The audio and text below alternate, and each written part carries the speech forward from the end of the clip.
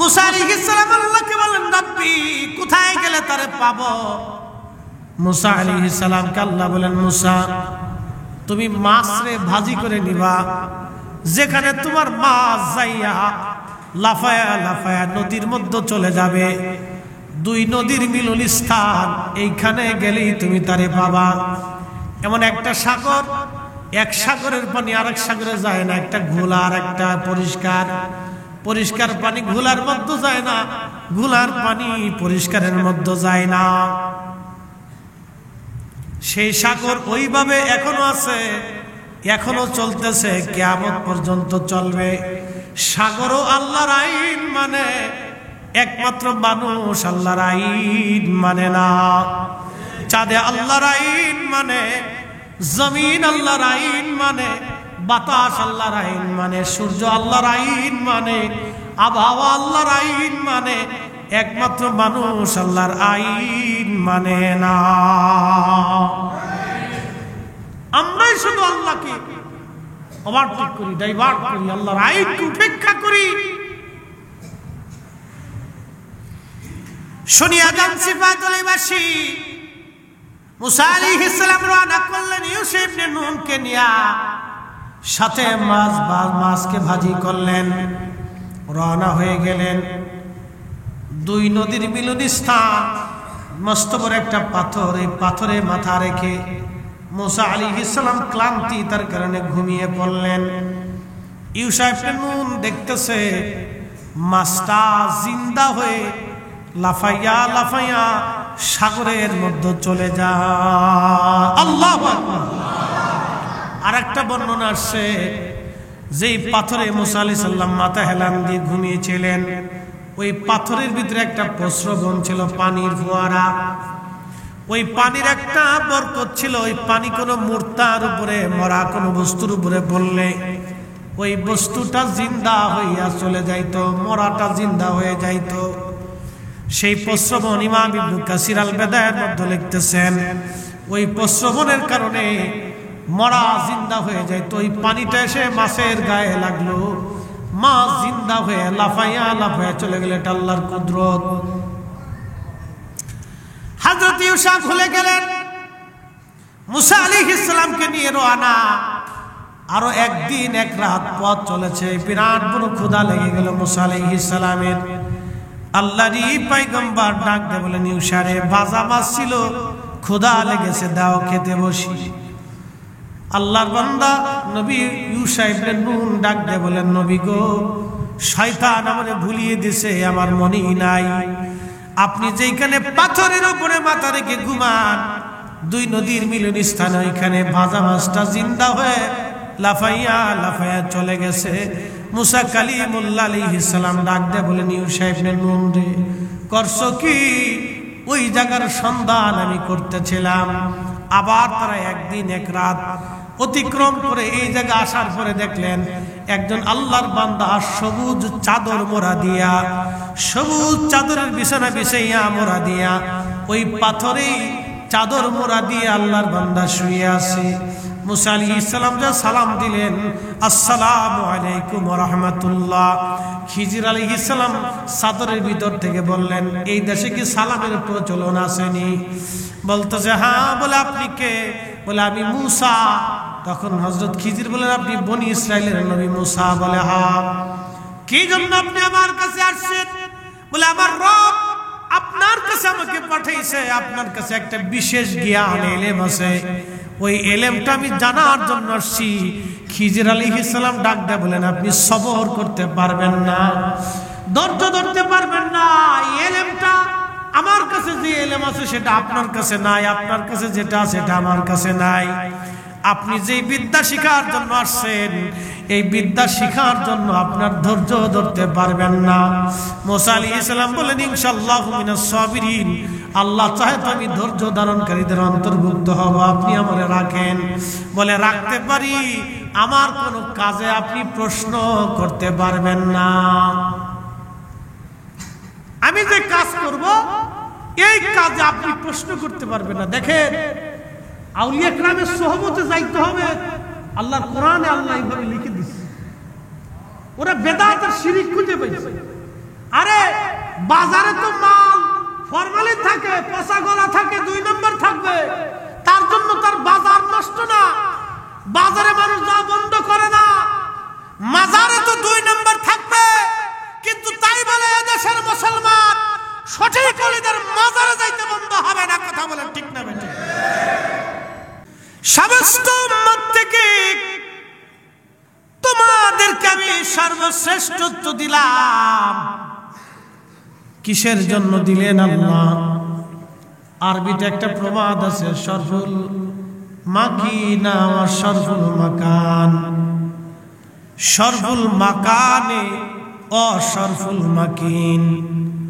কিছু জায়গার কারণে মানুষের দাম বাড়ে, কিছু মানুষের কারণে জায়গার দাম বেড়ে যায়। এই সিফাতুলের দাম হুজুর কেবলার কারণে বাড়ছে। কি কথা কন না কেন? বাগদাদের দাম হুজুর গাউসে পাকের কারণে বেড়ে গেল। মদিনাতুল মুনাওয়ারার দাম আমার নবীর কারণে বাড়ছে। আমাদের দাম নবীর কারণে বাড়ছে। কথা বলেন ঠিক কিনা? আমাদের মর্যাদা আল্লাহ আমার রাসূলের কারণে আমাদের বাড়ায় দিলেন। যদি নবীকে জিন জাতির মধ্যে পাঠাইতেন আমাদের 4 পয়সা মূল্য ছিল না। যদি ফেরেশতা জাতির মধ্যে নবীরে পাঠাইতেন আমাদের 4 পয়সাও দাম ছিল না। খায়রা উম্মাতিন কুনতুম খায়রা উম্মাতিন উম্মাহ, তোমরা শ্রেষ্ঠ জাতি। আদম সফিউল্লাহ থেকে ঈসা রুহুল্লাহ পর্যন্ত যত জাতি পৃথিবীতে আসলো কাউকে আল্লাহ কুনতুম খায়রা উম্মাহ বলেন নাই, আমাদেরকে আল্লাহ বললেন। মুসা আলাইহিস সালাম আল্লাহ বলেন, মুসা এই উম্মত তোমার জন্য বরাদ্দ না, এটা আমার আখিরি নবীর জন্য বরাদ্দ। মুসা আলাইহিস সালাম আল্লাহকে ডাক ডাকে, রাব্বি উম্মতের দাম যদি এটা হয় তো নবীর দাম কত? আল্লাহ ওই নবীর উম্মত আমারে বানায় দাও। আল্লাহু আকবার, জোরে বলেন। কোরআন বলতেছে, ওয়াইদ আখাযাল্লাহু মিসাকান নাবিয়্যিনা লামা আতাইতুকুম মিন কিতাবিন ওয়া হিকমাতিন সুম্মা জাআকুম রাসূলুম মুসাদ্দিকুল লিমা মাআকুম লা তুমিনুন্না বিহি। আল্লাহ রোজা আজলে 3টা মহাসম্মেলন করছিলেন। 3টা মহাসম্মেলন, একটা সম্মেলন সমস্ত মানব জাতি নিয়ে। আল্লাহ বলেন, আলাস্তু বিরাব্বিকুম, আমি কি তোমাদের রব নই? সেই দিন আমরা বলেছিলাম বালা। আর একটা সম্মেলন আমাদেরকে বানানোর আগে ফেরেশতা জাতি নিয়ে, ওয়াইদ ক্বালা রাব্বুকা লিল মালাইকাতি ইন্নী জাইলুন ফিল আরদি খলিফা। মানব জাতি প্রতিনিধি খলিফা আমি আল্লাহ দুনিয়ার মধ্যে পাঠাবো। খলিফা খলিফা খলিফা। এখন প্রশ্ন করেন তো, আমরা কি আল্লাহর খলিফা হতে পারছি? খলিফা কি জুতা চুরি করবে? খলিফা কি মিথ্যা বলবে? খলিফা কি মানব ঠকাবে? খলিফা কি নামাজ ছাড়বে? খলিফা কি রোজা ছাড়বে? খলিফা কি হজ ছাড়বে? খলিফা কি যাকাত ছাড়বে? খলিফা কি রাসূল থেকে দূরে থাকবে? সুন্নতের আমল থেকে দূরে থাকবে? নবীর কদমের গোলামি কি করবে না? এরা খলিফা হতে পারে না।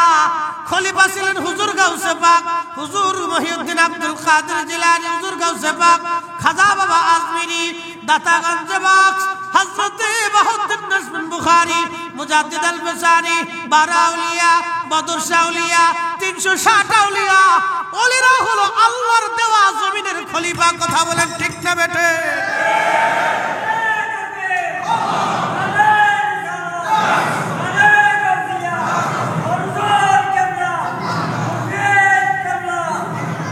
কিন্তু আমরা খলিফা হতে পারি নাই।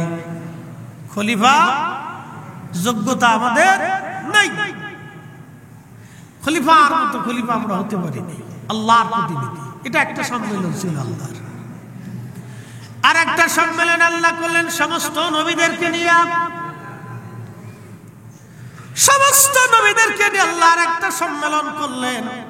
আমার আল্লাহ বললেন, ওয়াইজ হুজুর মনে করেন, স্মরণ করেন সেই দিনের কথা। আখাযাল্লাহু মিসাকান নাবিয়্যিন, আলবে মিসাকের জগতের কথা।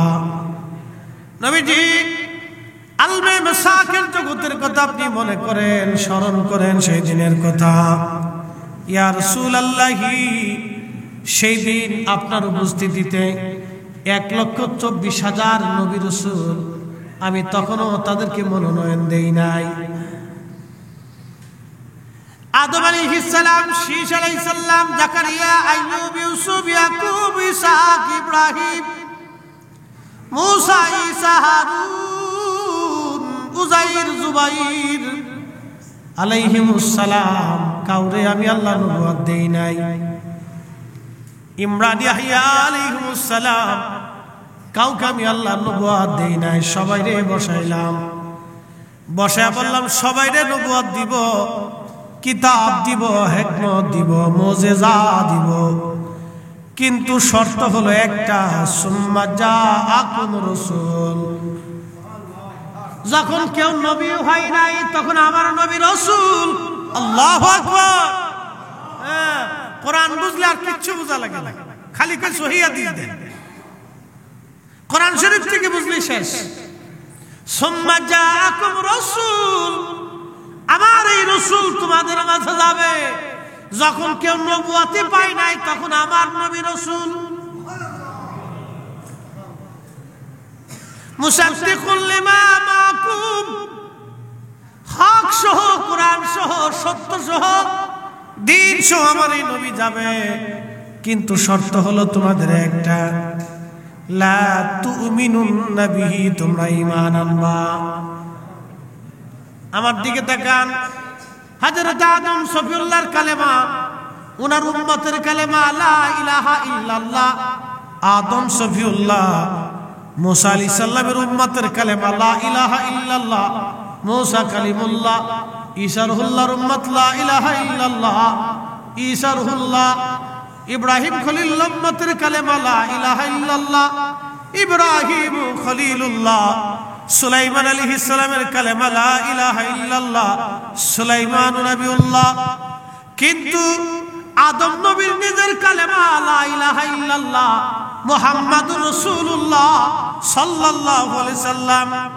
আদম আলাইহিস সালাম থেকে ঈসা রুহুল্লাহ পর্যন্ত সবাই এই কালেমার উপরে সাক্ষ্য দেওয়ার কারণে নবী হইছে। যদি আমার নবীর কালেমার সাক্ষ্য তারা না দিত, নবী হতে পারতো না। আল্লাহ ডাক দিলেন, তোমরা কি মেনে নিলা? কোরআন বলতেছে ক্বালু, সব নবীরা সেই দিন বলল আকরারনা, আমরা মেনে নিলাম, শর্ত মেনে নিলাম, এই নবীর উপর ঈমান আনলাম, তিনি মুহাম্মদুর রাসূলুল্লাহ সাল্লাল্লাহু আলাইহি সাল্লাম মেনে নিলাম। চিৎকার করে জোরে বলবেন কি ইয়া রাসূলুল্লাহ।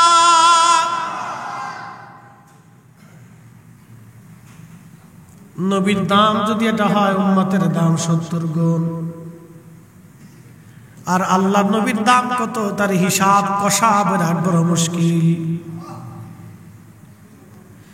এই 70 গুণ দামের ওলি,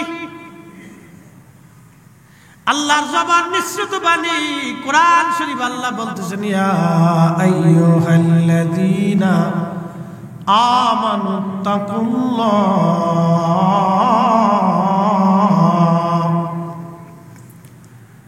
আমানুত্তাকুল্লাহ ওয়া কুনু মা'আস সাদিকিন।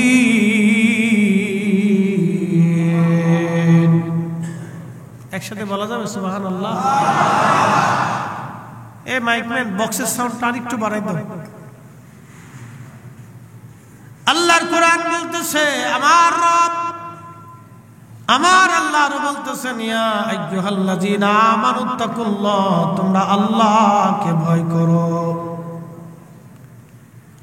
শুধু এখানে না, কাকে ভয় করো? আল্লাহকে। এখন যদি ভয় করতে হয় তাহলে নামাজে দাঁড়াইতে হবে, কারণ নামাজ ছাড়া আল্লাহকে ভয় করার প্রশ্নই আসে না। নামাজে দাঁড়াইতে হবে, নামাজ আল্লাহকে ভয় করার অন্যতম মাধ্যম, তরিকা। নামাজে দাঁড়াইতে হবে সালাত। যে সালাতে দাঁড়ায় সে আল্লাহকে ভয় করে, যে সালাতে দাঁড়ায় না সে মূলত আল্লাহকে ভয় পায় না। কি কথা কন না কেন? সালাতে দাঁড়াইতে হবে নামাজ, নামাজে দাঁড়ায় আল্লাহকে ভয়। রোজা হুকুম করলেন ফরজ আমার আল্লাহ, রোজায় দাঁড়ায় রোজা রাখি আল্লাহকে ভয়।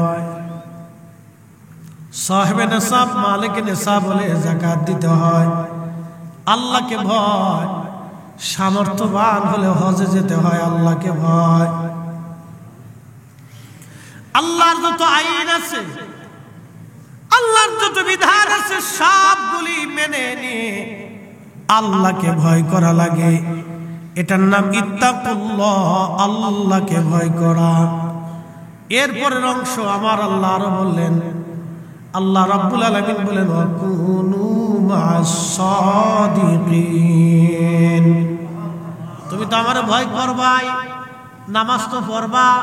অনেকে যুক্তি দেয় আমি নামাজ পড়বো পীরের কাছে যাবো কে, নামাজ পড়লাম তো মুরিদ হব কে, আমি তো রোজা রাখি তো মুরিদের দরকার কি, আমি তো হজ করি তো মুরিদের দরকার কি, আমি তো যাকাত দেই তো মুরিদ হওয়ার দরকার কি, আমি তো জিকিরে বসি তো মুরিদের দরকার কি, আমি তো আব্বা আম্মার খেদমত করি তো মুরিদ হওয়ার প্রয়োজন কি?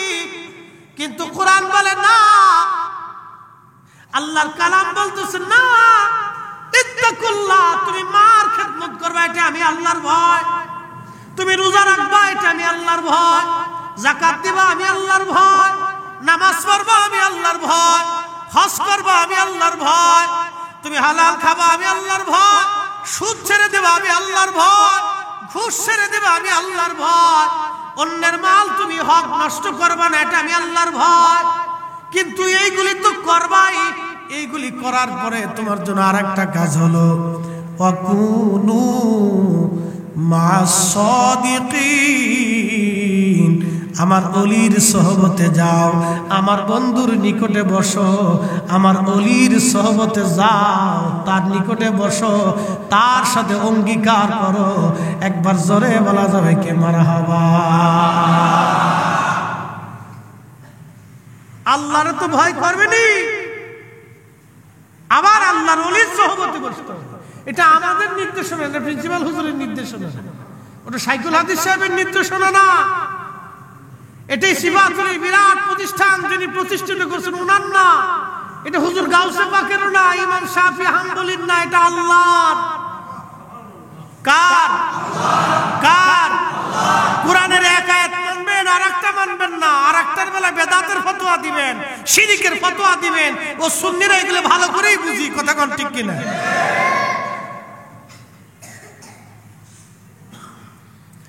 কোরআন শরীফের একটা দিক মানবেন আর একটা মানবেন না, তা হবে না।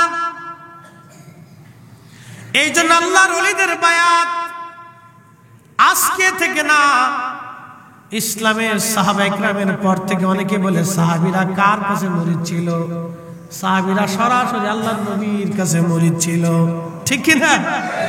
সাহাবীরা সরাসরি রাসূলের মতো এত বড় পীর, এত বড় মুর্শিদ, আল্লাহু আকবার। তাওহীদেরই মুর্শিদ আমার মুহাম্মাদের নাম, মুর্শিদ মুহাম্মাদের নাম, ওই নাম জপলেই বুঝতেই পারি, ওই নাম জপলেই বুঝতেই পারি, খোদারি কালাম মুর্শিদ মুহাম্মাদের নাম। আমার নবীর মতো মুর্শিদ আর নাই, কথা বলেন, আমার নবীর মতো মুর্শিদ।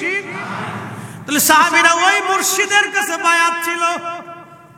পৃথিবীর শ্রেষ্ঠ মুর্শিদ, পৃথিবীর শ্রেষ্ঠ মুর্শিদের কাছে সাহাবীরা বায়াত। এই জন্য কোন সাহাবী আর কারো কাছে বায়াত হওয়া লাগে নাই। এত বড় মুর্শিদ বাদ দিয়া অন্য মুর্শিদের কাছে যাওয়া যাবে না, নবীর চাইতে বড় মুর্শিদ আর নাই। এই জন্য আমার নবীর সাহাবীরা ওই মুর্শিদের কাছে তারা বায়াত ছিল। এমন বায়াত, এমন অঙ্গীকার ওই মুর্শিদের কাছে করেছে।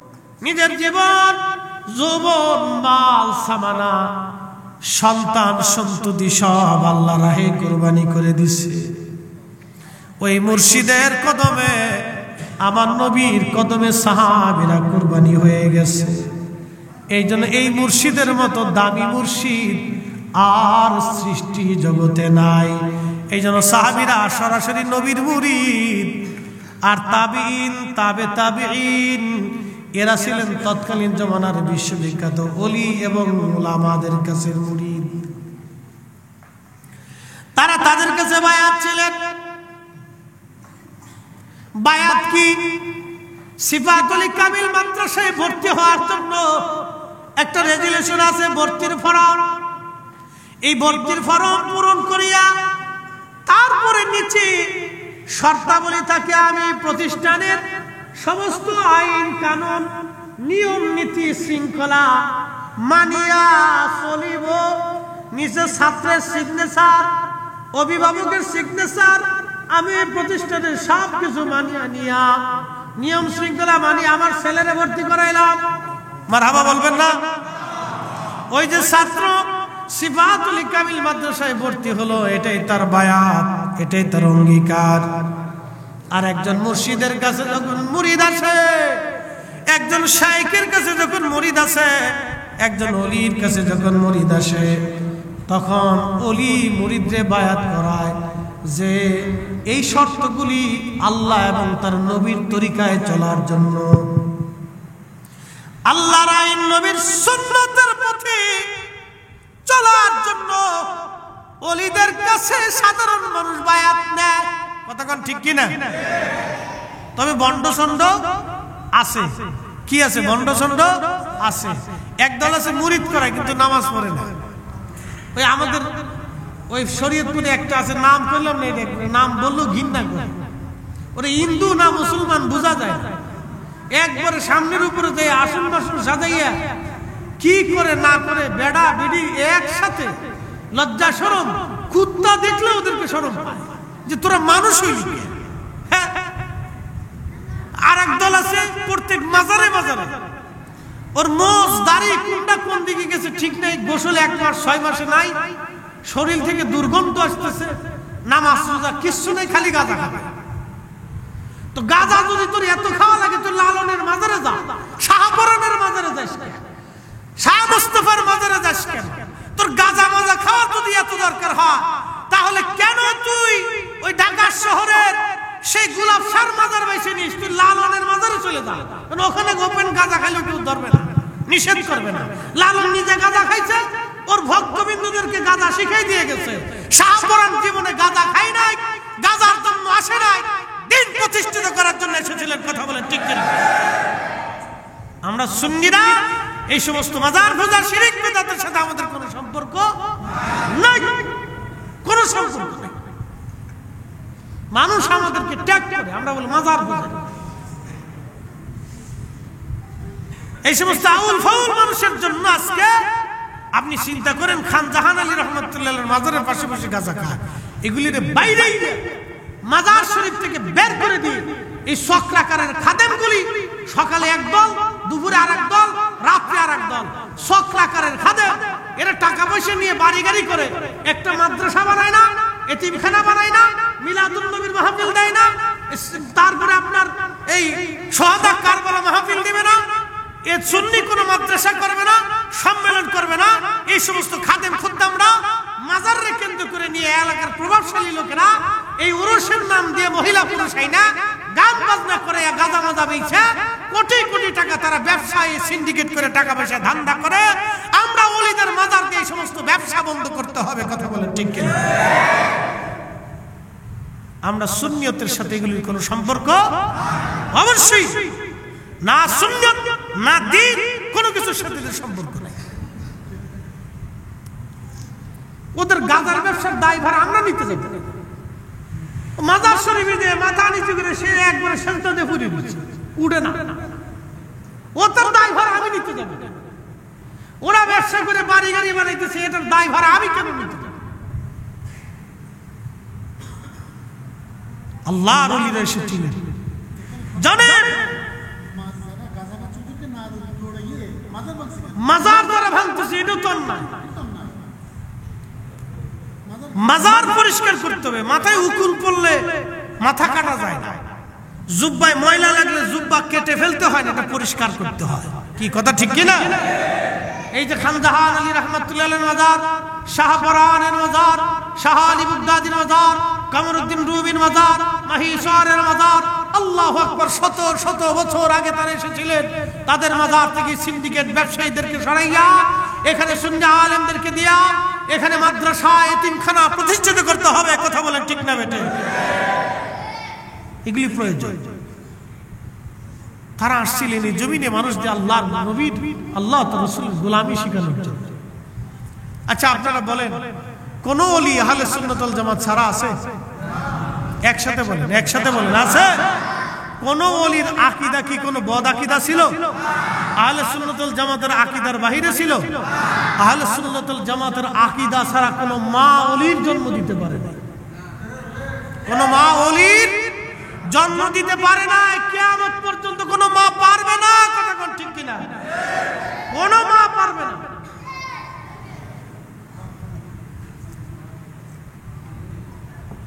প্রিয় ভাইরা আমার, আমরা ওলিদেরকে মানি, তাদের বায়াত মানি, কিন্তু শর্ত আছে।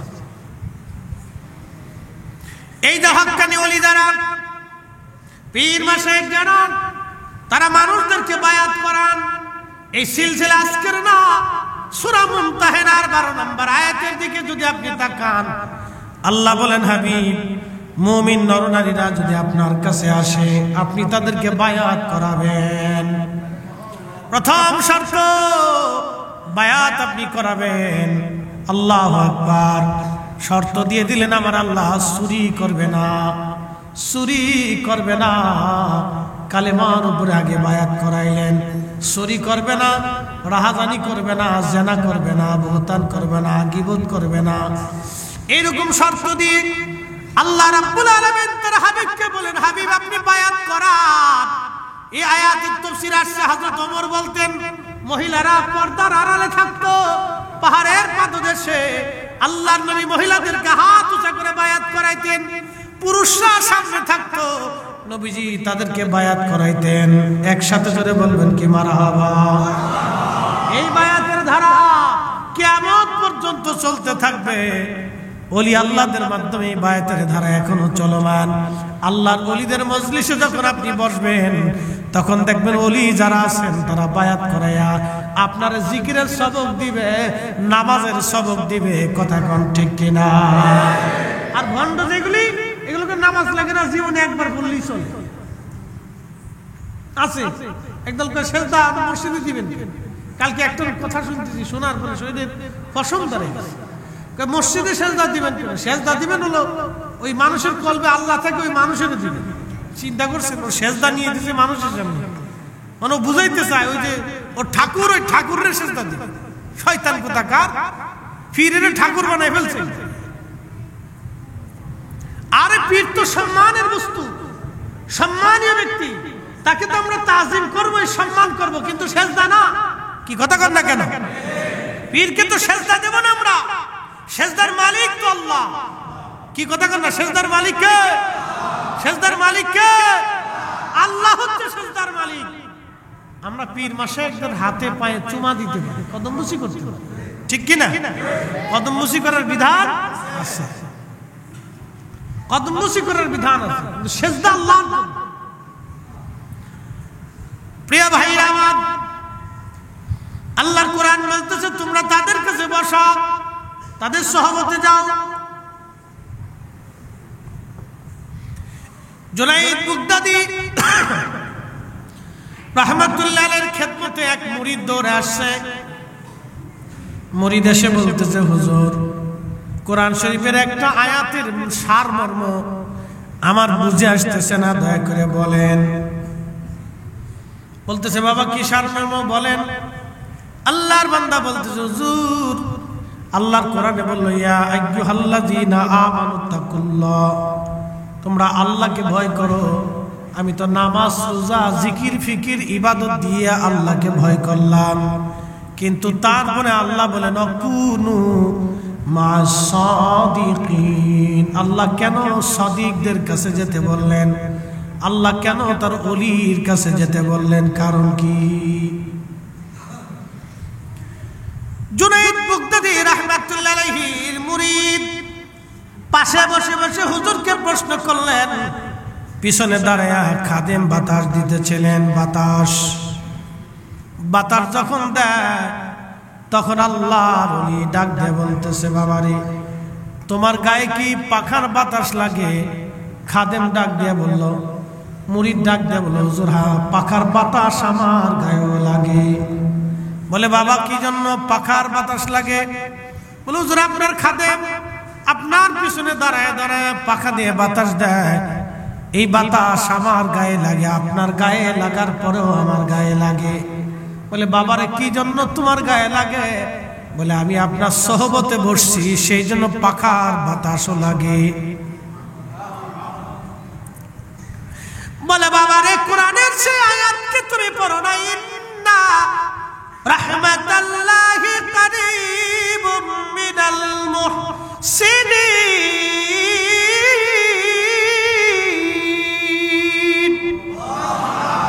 নিশ্চয় আমার রহমত, আমার মুহসিন, আমার ওলি, আমার বন্ধু, আমার মেহবুব, আমার পেয়ারা বান্দার নিকটবর্তী থাকে।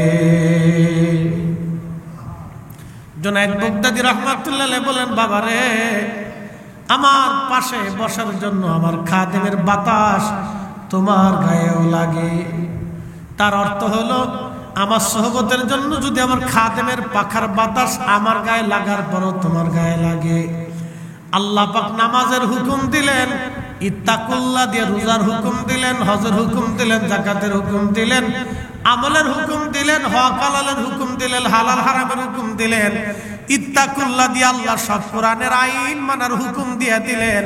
এরপরে ওয়াকুনু মা'আস সাদিকিন দিয়ে আল্লাহ তার ওলি সোহবতে বসতে বলেন। এই জন্য ওলিদের উপরে আল্লাহর রহমত অবারিত নাজিল হতে থাকে। আমার পাখার বাতাস যদি তোমার গায়েও লাগে তাহলে ওলিদের কাছে আসলে খোদার রহমত থেকে ওই বান্দারা মাহরুম হয় না, জুদা হয় না। এই জন্য আমার আল্লাহ তার ওলিদের কাছে যাইতে বলছে। জোরে বলেন মারহাবা। আল্লাহু আকবার। কি চমৎকার ব্যাখ্যা ছিল তো, কি চমৎকার ব্যাখ্যা। শোনেন আপনারা, গাঞ্জুটির কাছে গেলে গাঁজা কিভাবে বানানো যায়, খাওয়া যায়, শিখা যায়, ঠিক কিনা? যারা নেশা করে এদের কাছে গেলে কিভাবে নেশা করে বোঝা যায়। নেশার দৃষ্টিভঙ্গি বুঝবেন। যারা ওই যে গাড়ি চালায়, ড্রাইভার আছে, তাদের কাছে গেলে গাড়ি চালানোর অভিজ্ঞতা জানবেন আপনি। যারা বাবুর্চি আছে তাদের সোহবতে বসলে বাবুর্চিগিরি রান্না বান্নার বিদ্যা বুঝবেন। যিনি ইঞ্জিনিয়ার তার কাছে গেলে ইঞ্জিনিয়ারিং বুদ্ধি বুঝবেন। যিনি ডাক্তার তার কাছে বসলে, তার সোহবতে থাকলে ডাক্তারি শিখা যায়। আল্লাহর ওলিদের কাছে গেলে ওলি হওয়া যায়। কথা বলেন ঠিক কিনা?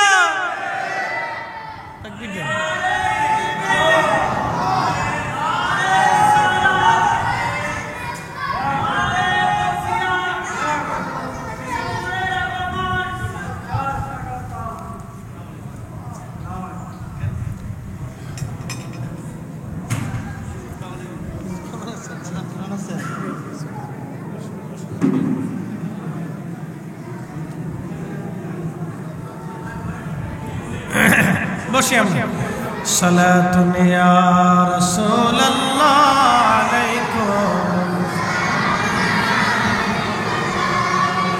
সালাতুন ইয়া রাসূলুল্লাহ আলাইকুম, সালামুন ইয়া, খবর লও ইয়া রাসূলুল্লাহ, খবর লও मेरे मौला मेरे आका, खबर लो सलातुन या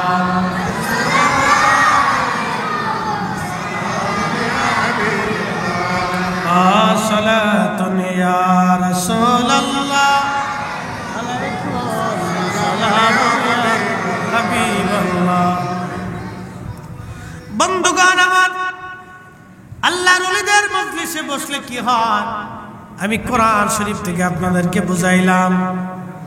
শুধু এইখানে না বাবাজি, অলির কাছে গেলে অলি হওয়া যায়, অলির কাছে না গেলে অলি হওয়া যায় না। আল ইলমু আলিমান, ইলম দুই ধরনের, ইলমুল লিসান একটা জবানের ইলম। সিফাতুল কামিল মাদ্রাসায় যদি ভর্তি হন, শাইখুল হাদিস সাহেবের কাছে বসলে আপনি হাদিসের বিদ্যা শিখবেন। মুফাসসির যারা আছেন, উস্তাদুল আসাতিজাদের কাছে গিয়ে বসলে কোরআনের তাফসীরের বিষয় বুঝবেন। যাদের ফিকহের বিষয়ে যদি জানতে চান, মুফতি যারা আছেন ফিকহের ক্লাসের মুফতি সাহেবদের কাছে গেলে বুঝবেন। আদাব ক্লাসে আদাব বুঝবেন, বালাগাতে বালাগাত, মান্তিকে মান্তিক, ফাসাহাতে ফাসাহাত। এরপরে যতগুলি বিদ্যা আছে নাহু সরফ থেকে শুরু করে সব বিদ্যা এক একজন টিচারের কাছে গেলে বুঝবেন। আল্লাহর ওলির কাছে গেলে দুইটা বিদ্যা শেখা যায়, একটা ইলমে শরীয়ত আর একটা ইলমে তরিকত। এই ইলমে তরিকত শিক্ষা দেওয়ার জন্য আমার আল্লাহ মুসা নবীরে খিজির আলাইহিস সালামের কাছে আল্লাহ পাঠাইছেন। সূরা কাহফে মুসা আলাইহিস সালামকে আল্লাহ খিজিরের কাছে পাঠাইলেন। খিজির আলাইহিস সালামের ইতিহাস অনেক বড় লম্বা, যদি বলতে যায় তাহলে অনেক সময় লাগবে। আল্লাহর বান্দার বাগানে খিজির আলাইহিস সালামের মতো হায়াত কেউ পায় নাই। ওনার জন্ম কেউ বলেছেন হাবিল কাবিল যে মারামারি করেছিল, কাবিলের বংশে উনি জন্ম নিয়েছিলেন। আবার কেউ বলেছেন না, তিনি ইব্রাহিম আলাইহিস সালামের জমানায় জন্ম নিয়েছিলেন। তিনি বাদশাহ যুলকারনাইনের উজির ছিলেন। সেইখান থেকে ওনার এত বড় লম্বা হায়াত আসলো, উনি মুসা আলাইহিস সালামের জমানা পর্যন্ত জিন্দা ছিলেন। একবার জোরে বলা যাবে কি সুবহানাল্লাহ? কেউ বলেছিলেন উনি নবী, কেউ বলছেন না উনি ওলি, মত পার্থক্য আছে। কেউ বলছে উনি নবী, কেউ বলছে ওলি। হযরত মুসা আলাইহিস সালাম ওয়াজ করতে লাগছে। একজন আল্লাহর বান্দা দাঁড়ায় বলল, মুসা রে, এই জমানার মধ্যে সবচেয়ে জ্ঞানী ব্যক্তি কে, কারে ইলম বেশি? মুসা আলাইহিস সালাম বলেন, আমি নবী, আমারই ইলম বেশি। আল্লাহ ডাকতে বলেন, মুসা রে, হয় নাই, তোমার চাইতেও বড় আলেম ইলমওয়ালা আমি আল্লাহ নিজে বানায় রাখছি। আল্লাহু আকবার। তোমার চাইতে বড় ইলমওয়ালা বানায় রাখছি। সেটা কি ইলম? আল্লামনাহু মিন লাদুন্না ইলমা। ইলমে লাদুন্নি ইলমুল কালব, ইলমুল কালব। যে ইলমের কারণে খাজা বাবা আজমিরি বিরাট আনা সাগরের পানি একটা লুটার ভিতরে এনেছিলেন। সুবহানাল্লাহ বলা যাবে না? ভারতে পানি ছাইড়ে দিয়া কুমিল্লা, ফেনী, নোয়াখালী, লক্ষ্মীপুরের বিরাট একটা অংশ পানির নিচে চলে গেল। আমাদের কাছে যদি ওই বিদ্যা থাকতো তাহলে বোতল ধইরা সব পানি এক বোতলে নিয়ে আসতাম। খাজা বাবার কাছে যে বিদ্যা ছিল ওটা যদি আমার কাছে থাকতো তো পানি ছেড়ে দিস, আমি বোতল ভরে নিয়ে চলে আসতাম। যাও, এই বিদ্যা আমাদের কাছে না, এটা খাজা বাবার কাছে ছিল। শাহজালাল আমিনী মুজাররদি এমন এক বিদ্যার মালিক ছিলেন, জায়নামাজ বিছাই দিল, পানি কথা শুনলো, জায়নামাজ বিছাইয়া নদী পার হয়ে গেল। তিনি এমন এক বিদ্যার মালিক ছিলেন। আল্লাহু আকবার। খিজির আলাইহিস সালামকে আল্লাহ একটা বিদ্যা দিলেন, ইলমে লাদুন্নি। আল্লামা ইমাম নাসাফি তাফসীরে নাসাফির মধ্যে লেখেন, মা হাসাল লিল আব বিতরিকিল ইলহাম। হযরত খিজির আলাইহিস সালাম এই বিদ্যা আল্লাহর ইলহামের মাধ্যমে জানতে পারতেন। ইলহাম তো এখনো চালু, কিন্তু আমার কাল মরা। আল্লাহ আমার কাছে পাঠান না, কারণ এটা ধারণ করার ক্ষমতা আমার নাই। এই বিদ্যা ধারণ করার ক্ষমতা আমার কাছে নাই। পারমাণবিক বিজ্ঞানীরা পারমাণবিক সম্পর্কে বিরাট বড় জ্ঞানী। আমার দেশের যিনি কৃষি কাজ করে তার যদি নিয়া ওই রূপপুর পারমাণবিক কেন্দ্রে নিয়ে যদি তার চাকরি দিয়ে দেন, আর যদি তারে কোন ভাইরে পারমাণবিক কেন্দ্রে তুমি চাকরি করে একটু সুন্দর করে নির্মাণ করে দাও, কৃষক যেমন পারবে না, আমরা ইলমুল কালবের অধিকারী হতে পারি না, এই জন্য আল্লাহ আমাদের কালবে ইলহাম করে না। কথা কোন ঠিক কিনা? যারা পারে না আরে খালি বেদাত বেদাত বেদাত।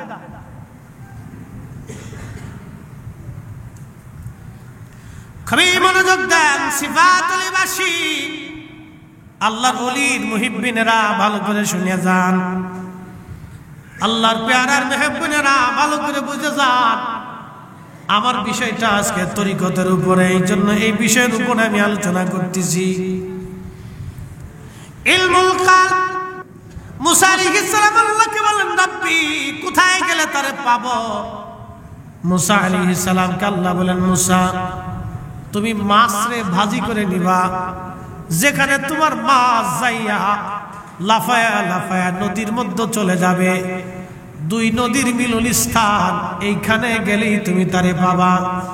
এমন একটা সাগর, এক সাগরের পানি আরেক সাগরে যায় না, একটা ঘোলা আর একটা পরিষ্কার, পরিষ্কার পানি ঘোলার মধ্যে যায় না, ঘোলার পানি পরিষ্কারের মধ্যে যায় না। সেই সাগর ওইভাবে এখনো আছে, এখনো চলতেছে, কিয়ামত পর্যন্ত চলবে। সাগরও আল্লাহর আইন মানে, একমাত্র মানুষ আল্লাহর আইন মানে না।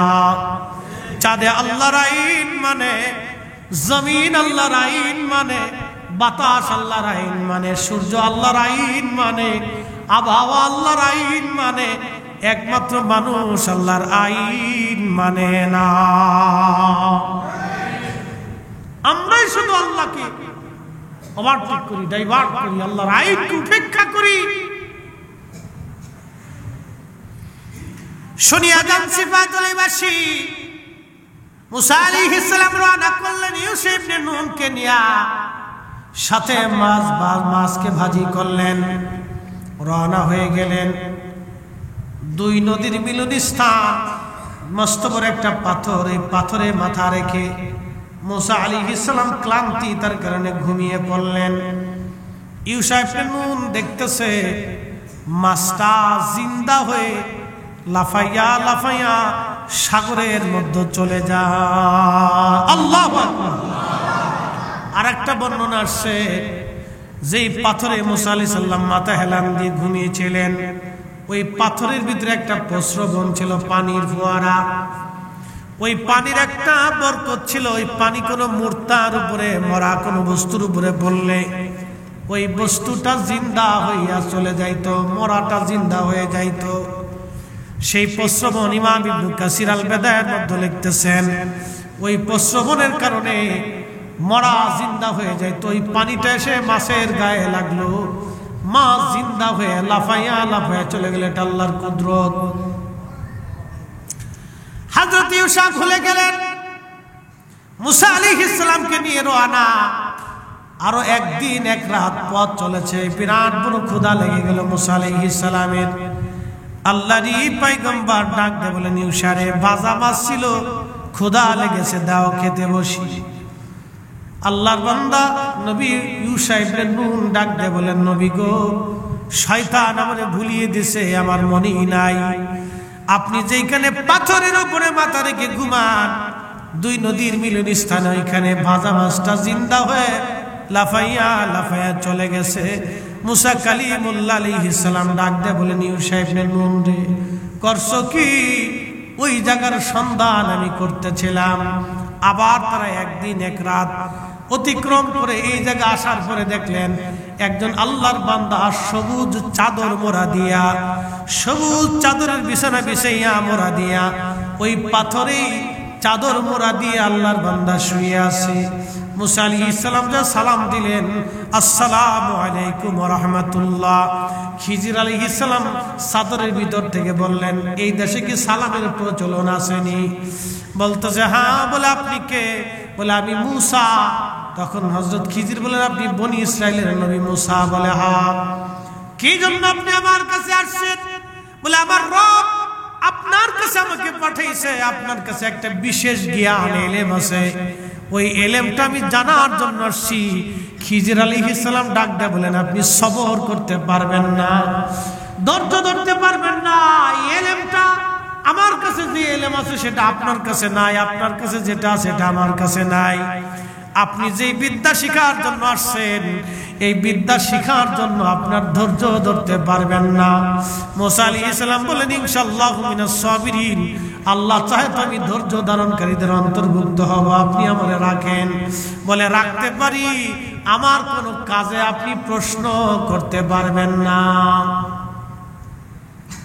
আমি যে কাজ করব এই কাজে আপনি প্রশ্ন করতে পারবেন না। দেখেন, আউলিয়া কেরামের সোহবতে যাইতে হবে। আল্লাহর কোরআনে আল্লাহ এইভাবে লিখে দিচ্ছে, ওরা বেদাত আর শিরিক খুঁজে পেয়েছে। আরে বাজারে তো মাল ফরমালিন থাকে, পচা গলা থাকে, 2 নম্বর থাকবে, তার জন্য তার বাজার নষ্ট না। বাজারে মানুষ যা বন্ধ করে না, মাজারে তো 2 নম্বর থাকবে। কিন্তু তাই বলে এদেশের মুসলমান সঠিক ওলিদের মাজারে যাইতে বন্ধ হবে না। কথা বলেন ঠিক না বেঠিক?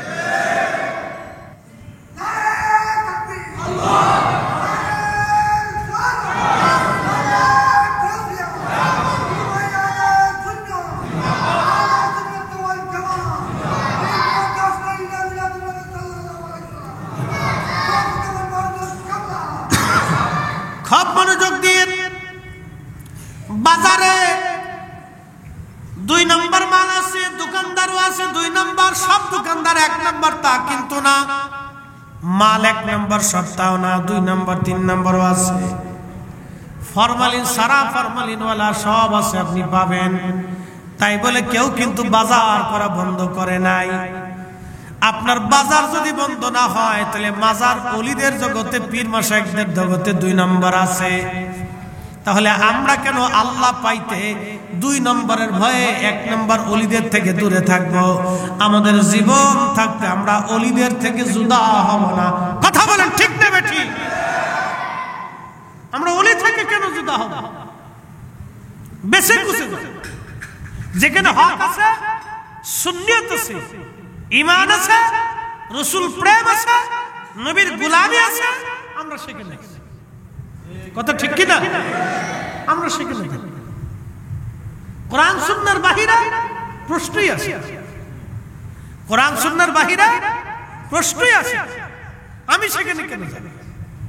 কোরআন সুন্নাহর বাহিরে যেটা বুঝতে হবে ওখানে ফরমালিন আছে। কি আছে?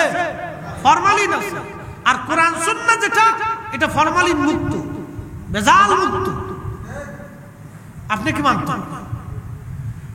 তো 2 নম্বরের ভয় আমি তো বাজার বন্ধ করিনি, খাবার বন্ধ করিনি, খালি ফতোয়া আসে এখানে। পীরের কাছে গেলে শিরিক শিরিক শিরিক, খালি শিরিকের ফতোয়া। আজ পর্যন্ত বাজারে তো কেউ আগুন দিল না, যে বাজারে 2 নম্বরে মাল বেচে আগুন দিয়ে পুরাই দেয়, তা দেয়। ব্যাংকে সুদের কারবারি হয়, কেউ ব্যাংক পুরাই দেয়। দেশে বহুত পতিতলে আছে, ওটা পুরাই না। কারণ পতিতলে পুরাইতে হলে তো যারা পুরাইতে যাবে, পতিতলের মেয়ে যে কটা আছে তাদের বিয়ে করতে হবে, তাদের জায়গা দিতে হবে, তাদের খাবারের ব্যবস্থা করতে হবে, কর্মসংস্থানের ব্যবস্থা করতে হবে। তার জন্য তাদেরকে একবারে তাদের স্ত্রী বানিয়ে ঘরে নিয়ে আসতে হবে। এই জায়গায় নাই, খালি যত ফতোয়া, এই পীর ওলিদের কাছে আসলে খালি শিরিক শিরিক শিরিক শিরিক করে খালি চিৎকার করে, চিৎকার করতেছে। আমরা তো জানি বাজারে 2 নম্বর মাল আছে, আমরাও জানি পীরের বাজারে 2 নম্বর আছে। এগুলো থাকবেই, আগেও ছিল, খালি এখন আছে তা না, আগেও ছিল, আগেও ছিল। কিন্তু এগুলি বেশি কিছু আমাদেরকে, যেখানে কোরআন আছে, সুন্নাহ আছে, আহলে সুন্নাত ওয়াল জামাতের একই আকীদা আছে, আমাকে সেখানে যেতে হবে। কথা কোন ঠিক কি না? আর হেতেকের ভিতরে পীর আছে, কিন্তু নবীর নূর মানে না। কি কথা কন না? দুরূদ সালাম মানে না, রাসূলের ইশক মানে না। এই বেলায় গেলে সেই বেলায় নাই, এটাও আছে। এটা বুঝে শুনে আপনাদেরকে নিতে হবে। প্রিয় উপস্থিতি, আল্লাহর ওলি যারা, তাদেরকে মেনে চলতেই হবে। মুসা আলাইহিস সালাতু ওয়াস সালাম বলেন, হুজুর আপনার সাথে আমারে রাখেন। বলে, ধৈর্য ধরতে পারবেন না? পারবো। দুইজনে পথ চলতে লাগলেন। একটা নদী পার হওয়া লাগবে। একটা নৌকায় উঠলেন। মাঝি খিজির আলাইহিস সালামকে দেখে চিনে ফেলছে। নদী পার করার পরে যাত্রীদেরকে নামাইয়া খিজির আলাইহিস সালাম বলেন, একটা কোরাল আনো। কোরাল এনে নৌকার মাঝখান থেকে গোলই কেটে নৌকা ফুটা করে কোরাল দিয়ে কুবাইয়া নৌকা ভাঙ্গিয়া খিজির আলাইহিস সালাম নৌকা ডুবাই দিলেন। কিন্তু মাঝি পয়সা নেয় নাই। মাঝি পয়সা নেয় নাই। মুসা আলাইহিস সালাম পয়সা দিতে গেলেন। খিজির আলাইহিস সালাম মাঝি ডাক, হুজুর আপনাদের কাছ থেকে পয়সা নেব না, আপনারে আমি ভালো করে চিনি, আপনি খিজির আল্লাহর ওলি। কেউ বলেছেন নবী আপনি আল্লাহর পেয়ারা বান্দা, আপনার কাছ থেকে কোনো পয়সা নেব না। একবার জোরে বলবেন কি মারহাবা। পীর মাশায়েখদেরকে আগে থেকে মানুষ ভালোবাসে, আল্লাহর ওলিদেরকে আগে থেকে মানুষ ভালোবাসে। এই ভালোবাসার দলিল ফতোয়া দিয়ে বন্ধ করতে পারবে না। কি কথা ঠিক কিনা? এই ভালোবাসা ফতোয়া দিয়ে বন্ধ করতে পারবে না। কারণ এটি ভালোবাসা আমি দেইনি, উনি দিচ্ছেন, আসমানওয়ালা দিচ্ছে। আসমানওয়ালা বলছেন, যখন কোনো বান্দা আমারে খুশি করে তখন আমি তামাম মাখলুককে তার দিকে ঝুঁকাই দিই। আসতে হয়ে গেল না সুবহানাল্লাহ? মাখলুককে তার দিকে কি করি? ঝুঁকায়া দেই। তখন এই মাখলুকগুলি তার দিকে ঝুঁকে যায়। অটোমেটিক মানুষ ঝুঁকে যায়। দলিল দিয়ে ঝুঁকার লাগে না, জোর করে ঝুঁকার লাগে না, এমনি ঝুঁকে যায়। তো খিজির আলাইহিস সালাম নৌকা ডুবাই দেওয়ার পরে মুসা আলাইহিস সালাম বলতেছে, হুজুর একটা কাজ করলেন। এই বেটা গরিব মানুষ, আপনি তো নৌকাটারে আমরা ফিরি পার করে দিল, তারপর আপনি নৌকাটা ডুবাই দিলেন, এটা কাজ হলো? খিজির আলাইহিস সালাম বলতেছে, হুজুর আপনার না শর্ত ছিল আমার কোনো প্রশ্ন করতে পারবেন না, আপনি তো প্রশ্ন করে ফেলছেন, এখন থাকতে পারবেন না। হুজুর এইবারের জন্য আমারে রাখেন, আপনি রাগ করেন না। হযরত মুসা আলাইহিস সালাম খিজির আলাইহিস সালামকে মানায় নিলেন। দুইজন আবার রওনা। বহু দূর যাওয়ার পরে দেখতেছে একটা ছোট্ট বাচ্চা, সুন্দর দেখা যায়, খেলাধুলা করে। খিজির আলাইহিস সালাম তারে ডাক দিয়ে বলেন, বাবা ছোট্ট এদিকে আসো বালক। ছোট্ট বালকটা আসার পরে খিজির আলাইহিস সালাম তারে শুয়াইয়া পার মধ্যে চাপা দিয়ে ধরে তার ঘেটি মুছড়ায় ভেঙে ফেললেন।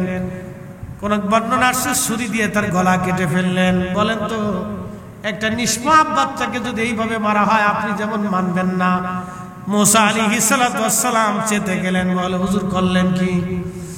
একটা ছোট্ট বাচ্চা কোন অপরাধ করে নাই, নিষ্পাপ, এই বাচ্চাটাকে আপনি এইভাবে মেরে ফেললেন, সেটা কেমন হলো? খিজির আলাইহিস সালাম বলে, হুজুর প্রশ্ন ছিল, শর্ত ছিল, প্রশ্ন করতে পারবেন না, আপনি প্রশ্ন করেছেন আর থাকতে পারবেন না। বলে হুজুর এইবারের জন্য রাখেন, আবার যদি প্রশ্ন করি তাহলে আপনার থেকে জুদা করে দিয়েন। ঠিক আছে তো? বলে হ্যাঁ ওয়াদা করলাম। আবার যদি প্রশ্ন করি আমাকে ছেড়ে দিবেন। আবার দুইজন রওনা, এক কারিয়ার মধ্যে গেলেন। 3 দিন না খাওয়া, ক্ষুধার্ত তারা। সারা গ্রাম ঘুরে ঘুরে বলেন, 2টা রুটি দাও, আমরা ক্ষুধার্ত মুসাফির। সারা গ্রামের একজন মানুষও খাবার দেয় নাই। কি পাথর দিল গ্রামের মানুষ, দেখছেন? সারা গ্রাম ঘুরছে, একটা গ্রামের এক পরিবারও দুইজনকে 2টা রুটি দিল না। এমন কঠোর আত্মার মানুষ ছিল তারা, এত কঠিন। এজন্য আমরা সর্বশ্রেষ্ঠ, আমাদের ওলিরা সেরা। সব ওলি থেকে 70 গুণের মর্যাদা আমাদের ওলিদের বেশি। সব ওলিদের থেকে 70 গুণ পার আমার এই নবীর ওলিদের বেশি। একসাথে বলবেন আল্লাহু আকবার। আমরা ওলিদের কাছে যাব না তো যাব কার কাছে? চোরের কাছে, শয়তানের কাছে, লুচ্চের কাছে, মজদুর কাছে?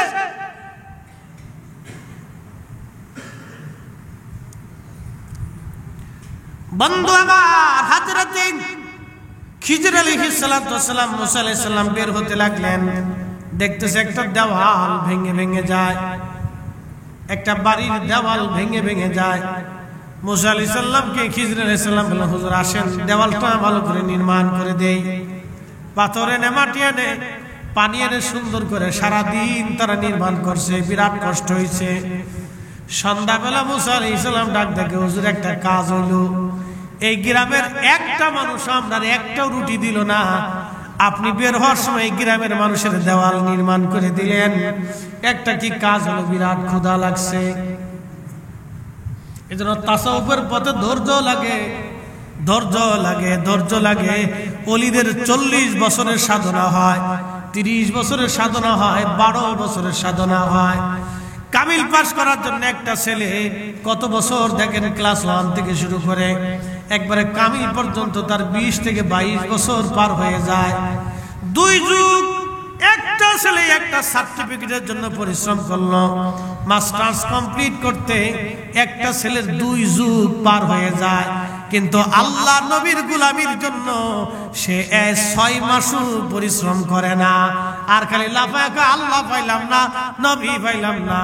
দুনিয়ার একটা সার্টিফিকেটের জন্য 2 যুগ কাটাই দিয়েছেন আপনি, ভার্সিটির বারান্দায় বারান্দায়, স্কুলের বারান্দায় বারান্দায়, কলেজে কলেজে, সকাল 10টা থেকে বিকেল 4টা, বৃষ্টি বাদল নাই, ঝড় তুফান নাই, দৌড়াইছেন, গাড়ি পান নাই, পায়ে হেঁটে আসছেন। দুনিয়ার এক ছোট্ট সার্টিফিকেটের জন্য যদি আপনি এত পরিশ্রম করলেন, তাসাউফের বিদ্যা জানার জন্য আল্লাহর ওলির সোহবতে, আল্লাহর ওলির দরবারে কত সময় আপনি দিছেন আগে বলেন? এজন্যই তো আমরা সুফি ভাই, এক সুফি চলে গেলে আর এক সুফি আসে না, ক্লাস বন্ধ হয়ে যাচ্ছে, এই দর্শ বন্ধ হয়ে যাচ্ছে। আগের সুফিরা তাদের খানকার ভিতরে বসে দর্শ দিত, এখন 2-1টা আছে ওই বিভিন্ন মাজার টাজার দিয়ে ঘুরে, ওই যে ওরা জটলা চটলা পটলা বিড়ি খায়, গাঁজা খায়, নামাজ পড়ে না। এদের একটা তরিকা আছে, এদের তরিকা কি জানেন? এর তরিকা একটাই, বিড়ি খাবে, গান টান বাজাবে, এই গাঁজা মাজা খাবে, জটলা চটলা গোসল মোসল করে না, পয় পরিষ্কার থাকে না। এদের একটা তরিকা আছে, এদের পথই নেই, ও মতি নেই, ও কাম কাজ পায় না, সবকিছু ছেড়ে দিয়ে ও কাম করে বেড়াইতেছে।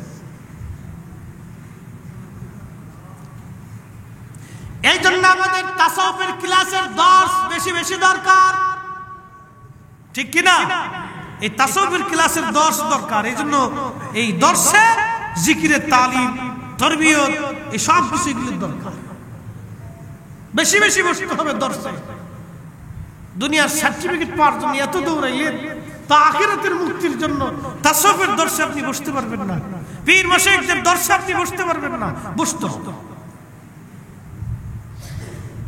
মুর্শিদের চরণ বিহনে এ জীবন মিশে, ওরে আল্লাহ নবীর গভীর তত্ত্ব, ওরে আল্লাহ নবীর গভীর তত্ত্ব কামেলের কাছে, মুর্শিদের চরণ বিহনে এ জীবন মিশে। হযরত খিজির বলেন, হুজুর আর আপনি থাকতে পারবেন না, শর্ত শেষ। মুসা আলাইহিস সালাম বলেন, হ্যাঁ শর্ত অনুযায়ী চলে যাব, কিন্তু আমারে আগে বলে দিয়ে যান 3টা ঘটনার হাকিকত কি। খিজির আলাইহিস সালাম বলেন, প্রথম হাকিকত হলো নৌকা ডুবাই দিয়েছিলাম। নৌকা এই জন্য ডুবাইছিলাম, এদেশের বাদশা বিরাট বড় জালিম, সে সমস্ত নৌকাগুলি সিজ করে নিয়ে যাবে তার যুদ্ধের কাজে লাগানোর জন্য। যে মাঝি আমাদের নদী পার করাইলো, মাঝিটা গরিব মানুষ, আমাদের কাছ থেকে পয়সা নেয় নাই। আমি খিজির নৌকাটাকে ডুবাইয়া দিয়া ওই জালিম বাদশা থেকে মাঝিরে নৌকা আমি হেফাজত করলাম, যাতে এই জালিম চলে যাওয়ার পরে সে নৌকা উঠাইয়া মেরামত করে এই নৌকা চালাইয়া সংসার চালাইতে পারে। একবার জোরে বলা যাবে কি আল্লাহু আকবার? এটা হাকিকতের বিদ্যা, হাকিকতের। ওমা তাদরি নাফসু মাদা তাকসিবু গাদা। কোরআন বলতেছে মানুষের জন্য আগামীর সময়টা কি এটা আল্লাহ ছাড়া কেউ জানে না। কিন্তু খিজির আলাইহিস সালাম কেমনে বলে দিল এই জালিম বাচ্চা নৌকা নিয়ে যাবে, আর সে গরিব মানুষ নৌকা চলে গেলে না খেয়ে থাকবে, বাচ্চা কাচ্চা কষ্ট পাবে, আমি এটার ডুবাই দিয়ে হেফাজত করে দেব। একসাথে বলবেন আল্লাহু আকবার। ওলিদের এরকম কিছু কাজ আছে যেগুলো হাকিকত পূর্ণ, বোঝা যায় না, হাকিকত পূর্ণ, এটা হাকিকতে বলা। বলে দ্বিতীয়টা কি, এত সুন্দর বাচ্চা জবাই করে দিলেন, হত্যা করলেন, কতল করলেন, কারণ কি? খিজির আলাইহিস সালাম বললেন, দেখেন এই বাচ্চাটা বড় হলে কাফের হবে, কট্টর কাফের, সে তার ইমানদার বাবা মারে কাফের বানানোর চেষ্টা করবে, এই জন্য এই বাচ্চাটারে হত্যা করে দিয়ে আমি ইমানদার বাবা মার ইমানের হেফাজত করেছি। একবার জোরে বলা যাবে কি মারহাবা? দেখেন কত গভীর তত্ত্ব, কত গভীরের কথা, যে সেই বেঈমান হবে আর বেঈমান করবে। মানুষ ইমানদার হবে না বেঈমান হবে আল্লাহ ছাড়া তো কেউ জানে না। সেই লৌহে মাহফুজের লিখিত সংবিধান আল্লাহ খিজির আলাইহিস সালামের কাছে পাঠাই দিয়েছে। খিজির আলাইহিস সালামের কাছে যদি এই সংবিধান আসে, আর আমার রাসূলের বেলায় যখন আমরা বলি আল্লাহ জানে নবী জানে, তখন ভাই সাহেবরা আমরা শিরকি শিরকি শিরকি শিরকি কি কথা কর না ভাই সাহেবরা আপনাদেরকে বেদাতি বেদাতি বেদাতি কই কি?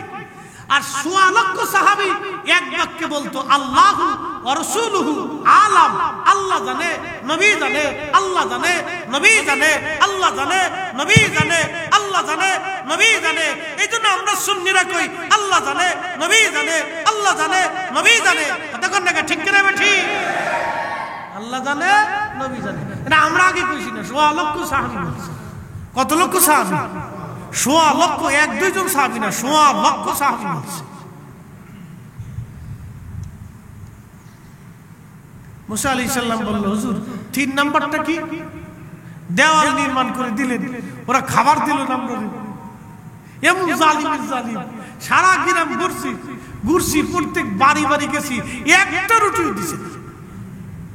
বলতেছে হুজুর এই সারা গ্রামের মানুষ কত বড় জালিম তো দেখছে, এই যে দেওয়ালটা নির্মাণ করছি এটা দুটো এতিম বাচ্চার দেওয়াল।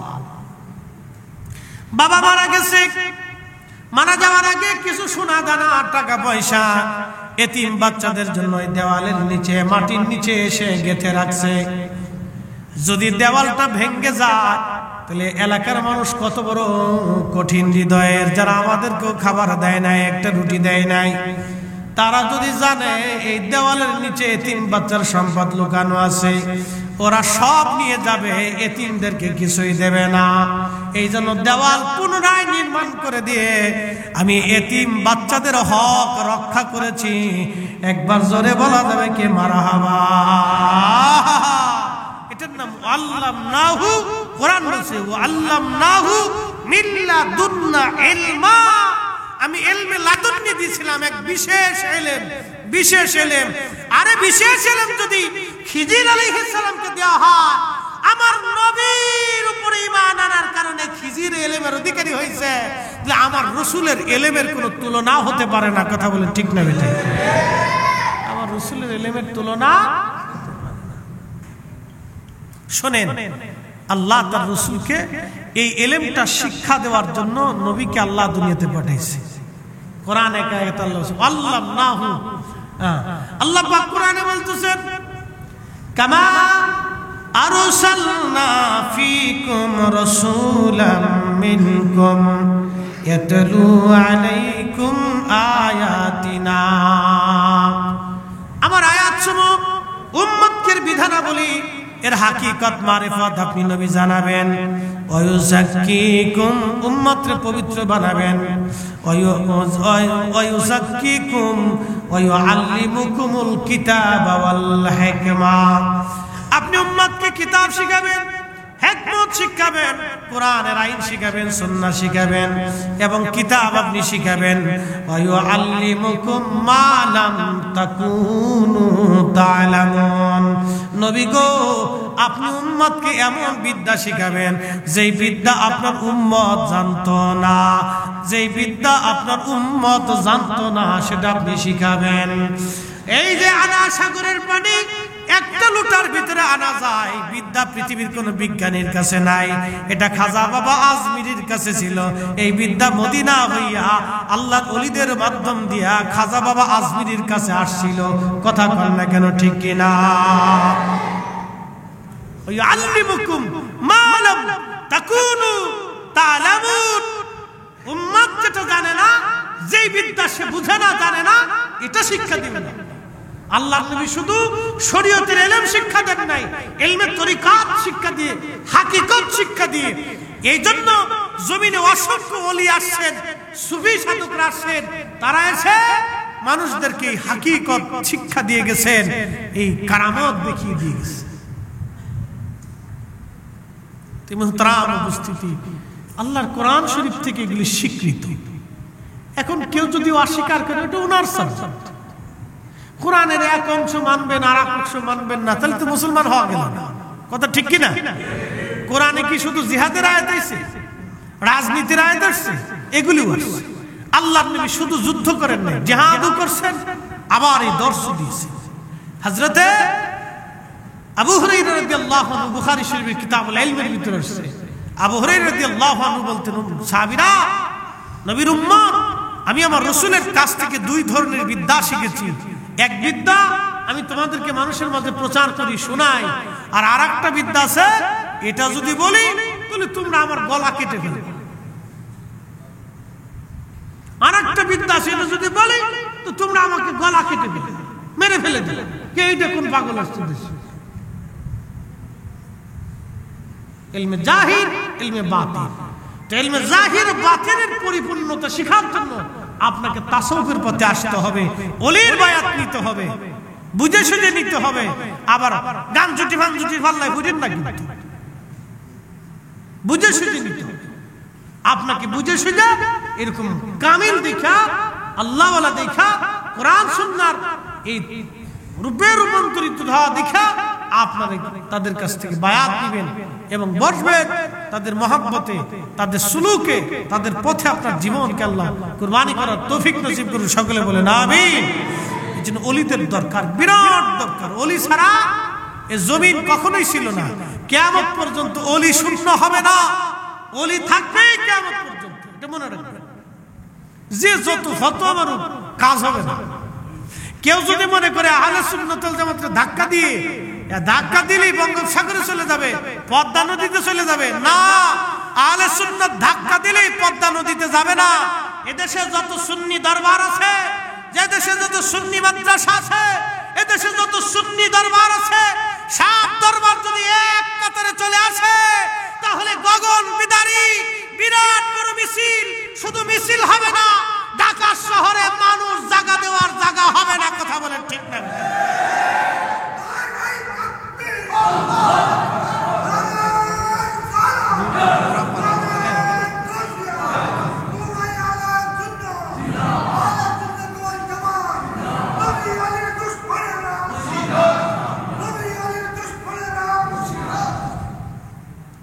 মনে রাখেন, এত সুন্নি আছে, এখনো যদি আপনি দাঁড়ান, ইয়া নবী সালাম আলাইকা বলে দাঁড়ানোর পরে দেখবেন 100%-এর 99% মানুষ দাঁড়ায় গেছে।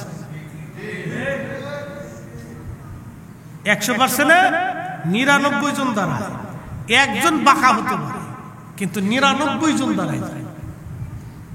তার মানে মানুষ এখনো রসুলের মহাব্বতের দিকে ঝুঁকে আছে।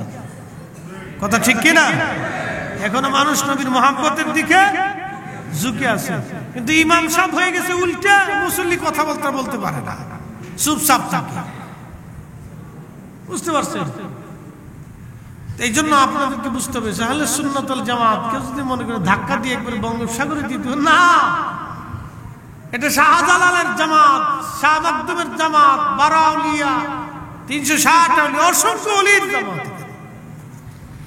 ভারতে, পাকিস্তানে, দেশে, উজবেকিস্তানে, তুর্কমেনিস্তানে, তাজিকিস্তানে, উজবেকিস্তানে, চেচনিয়া, বসনিয়া, রাশিয়া, ইউরোপে, আমেরিকাতে, আল্লাহু আকবার, অসংখ্য ওলি, কোটি কোটি, আফ্রিকাতে, আরবে আজমে কোটি কোটি আহলে সুন্নাত ওয়াল জামাতের অনুসারী। কথা বলেন ঠিক না বেটে?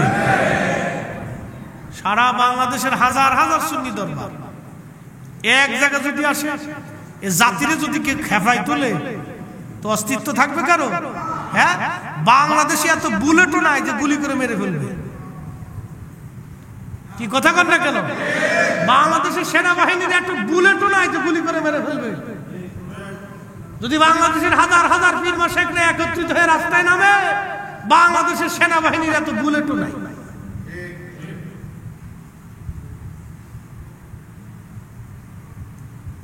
এই জন্য সবার দাবি ঐক্যবদ্ধ হওয়া। আল্লাহ আমাদের সকলকে বুঝার তৌফিক দিক, সকলে বলে না আমি। তবে সুন্নিরা তরিকতপন্থীরা উগ্র না। আমরা দাঙ্গা হাঙ্গামা মারামারি কাটাকাটি বিশৃঙ্খলা অশান্তি এগুলি তো আমরা পছন্দ। আমাদের মুহিব্বিন মুরিদিন আশিকিন ভাই তরিকতপন্থী সুন্নি আমরা এগুলো তাদেরকে শিখাই নাই। আমরা শিখাই সহমর্মিতা, ভালোবাসা, উচ্ছৃঙ্খল না বিশৃঙ্খল না, আমরা আদব শিক্ষা দিই। কি কথা ঠিক কিনা? তবে এগুলি কিন্তু দুর্বলতা না। পৃথিবীতে যেই সময় যখনই সুফিরা খেপেছে তখনই বহু জনের রাজত্ব ধ্বংস হয়েছে। আরে ভারতের সোমনাথ মন্দির পর্যন্ত তারা ধরে রাখতে পারে নাই এক আবুল হাসান খেরখানের জুব্বার বদৌলতে। আল্লাহু আকবার বলবেন না? সুফিরা খেপলে উপায় নাই, ঘটনা বলি দিয়ে যায় যেহেতু আসছে। কষ্ট হইতেছে না আপনাদের? আর লম্বা করবো না, অনেক রাত হয়ে গেছে। মোহতারাম, আল্লাহ আমাদেরকে এই সুফিদের পথে চলার তৌফিক দিক বলে না আমি। যুগে যুগে যত ইতিহাস দেখবেন, রাজা বাদশাদের সম্রাট আকবর পর্যন্ত অস্তিত্ব ছিল না। মুজাদ্দিদ আল ফিসানির খেপাইয়া ধরেন ধরেন ধরেন ধরেন, চেয়ার ভেঙে গেছে। ধরেন সালাতুন ইয়া রাসূলুল্লাহ সালামুন ইয়া হাবিব। আরেকটা দেন, সালাতুন ইয়া রাসূলুল্লাহ আলাইকুম সালামুন ইয়া।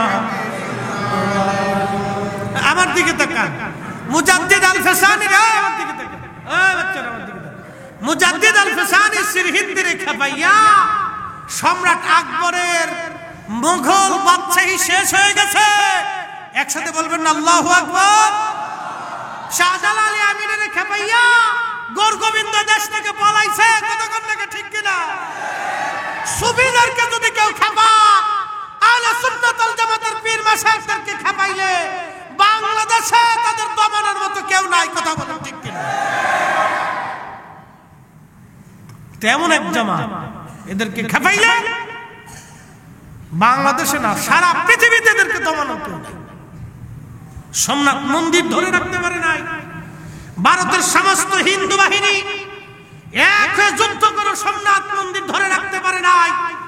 আবুল হাসান খেরকানি রে খেপাইয়া এক জুব্বা দিয়ে হয়ে গেছে সারা। একসাথে বলবেন আল্লাহু আকবার। এটা এমন এক জামাত, তবে এরা সহজে খেপে না। ধৈর্য হারা হয়ে গেলে যারা খেপাবে তাদের অস্তিত্ব থাকবে, পিঠের চামড়া থাকবে, সালা ভরেও থাকতে পারবে। আল্লাহ আমাদেরকে আহলে সুন্নাত ওয়াল জামাতের প্রতি কবুল করুক, সকলে বলে না। কথা বাড়াবো না, বহুদূর কালকে জুলুস আছে, অনেক ঝামেলা। আমার জুলুসে থাকতে হবে ভৈরব, দূরত্ব অনেক। সেখান থেকে সাইডা আবার মৌলভীবাজার মাহফিল আছে। দোয়া করবেন ইনশাআল্লাহ। দূরের উপরে আছি। আল্লাহ সর্বক্ষেত্রে রাস্তাতে পথে নিরাপত্তার চাদরে আল্লাহ সুন্নি প্রত্যেক আলেম পীর মাশায়েখদেরকে আবৃত করে রাখো। বাংলাদেশের যে